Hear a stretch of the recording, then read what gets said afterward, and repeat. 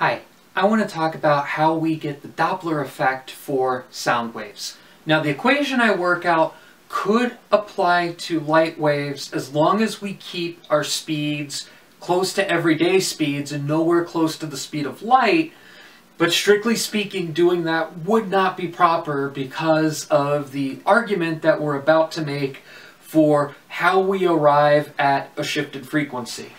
So, the first thing I want to consider is if I have a stationary source of sound and an observer that happens to be moving towards that sound.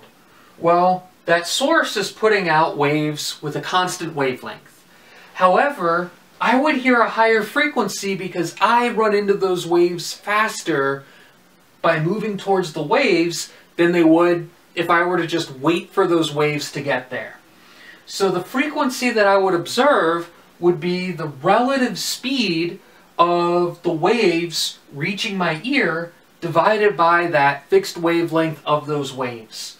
And that relative speed would be equal to the speed of sound plus my speed, or the speed of the observer of the wave if the observer is moving towards. Now, if the observer is moving away, then we would subtract the speed of the observer from the speed of sound because those waves would have to travel a little bit longer in order to get to that observer. The frequency would be lower. Well, 1 over the wavelength is the frequency divided by the speed of sound. So that means then that the shifted frequency would be equal to the frequency of our source times the speed of sound plus if we're moving towards the speed of the observer, minus if we're moving away the speed of the observer, all divided by the speed of sound. Now, if the source is moving, but our observer is stationary, then that source would appear to be producing waves that get bunched up in the direction of the motion of the source. Behind the source, the waves would appear to be spread out a little bit. And what we would notice would be a shifted wavelength. And our shifted wavelength would be the original wavelength of our wave minus the speed of source times 1 period, which would be the amount of wavelength the source is able to catch up as it's moving through one cycle towards your ear. On the other side, it would be plus the speed of the source plus a period of added distance in terms of increasing the wavelength behind the speed of that source. Well, our original wavelength is the speed of sound times the period of the wave minus or plus the speed of the source times the period is going to be equal to my shifted wavelength. Well, my shifted wavelength is going to be the speed of sound divided by my shifted frequency. And I could distribute out that factor of the period and think of the period instead as 1 over my original frequency.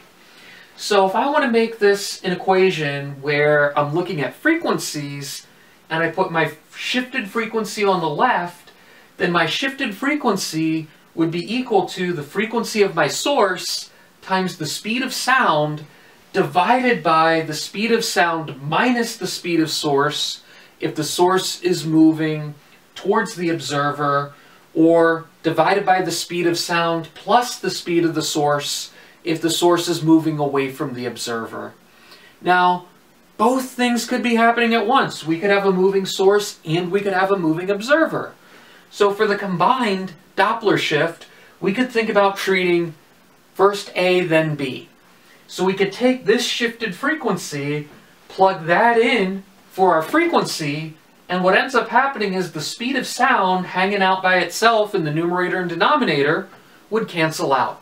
So the total Doppler shift for a moving source and a moving observer tells us that the shifted frequency is the original frequency of the source times the speed of sound plus or minus the speed of the observer divided by the speed of sound minus or plus the speed of the source. And the symbol on the top is if that object is moving towards the other object, so plus if the observer is moving towards the source, minus if the observer is moving away from the source. down here, minus if the source is moving towards the observer, plus if the source is moving away from the observer. So if they're both moving towards each other, both would shift the frequency up. If they're both moving away, both would shift the frequency down. But if they're moving in the same direction, it depends on which one's moving faster. Because if they move at the same speed, then we would end up getting a plus in one side, a minus in the other, and we'd get a plus here, a top symbol, and a bottom symbol in the other, a plus and a plus, or a minus and a minus, and that Doppler effect would cancel itself out. So if the source is moving faster towards the observer than the observer's moving away, then the relative motion would be such that we would be getting shorter wavelengths and higher frequencies.